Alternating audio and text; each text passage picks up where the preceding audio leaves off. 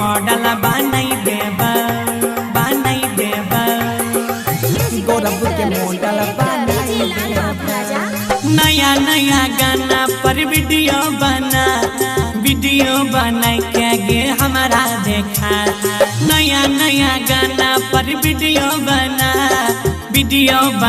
के गे कमर हिला। बनसी के मॉडल बनाई देबा संग में गाना बनवाई देबा। मार्केट में बाजावाई देबा सुन लगे संग में वीडियो बनवाई देबा। नया नया गाना पर वीडियो बना के तनी हमारो देखा। हे गई नया नया गाना पर वीडियो बना के तनी हमारा देखा। गौरव के मॉडल बनाई देबा संग में वीडियो बनवाई देबा। मार्केट में बजावाई देबा गौरव के मॉडल बनाई देबा।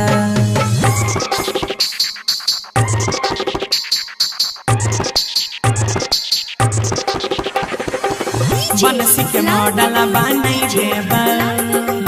देबा गौरव के मॉडल बनाई देबा। यादो पीछू लागल रहत के मारा भूख रहत हो साटा गे बनसी घर में सटल रहबे डार्लिंग भूख रहत साटा गे। स्टेज पर जाए के गर्दा रही है पूरे मिथिला में नाम कमाई है। सुपर छौसीन उठा लाल ही लगा बीट बीट देखे कमर हिला। बनसी के मॉडल बनाई देबा संग में वीडियो बनवाई देबा। गौरव के मॉडल बनाई देबा संग में वीडियो बनवाई देबोगे।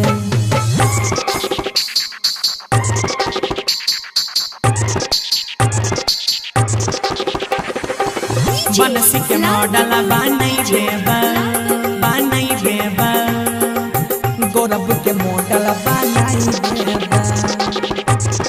हाँ गजब के मेहतर लागल लेहजर लहाइट के मारा न फोकसाया उठा गे के मारा न फोकसाया सुनिले मिलियन में जाए लगता व्यू पब्लिक नहीं करता डाउट गे। छौड़ा सब संग में फोटो खिंचाइता व्हाट्सएप पर स्टेटस लगाइता।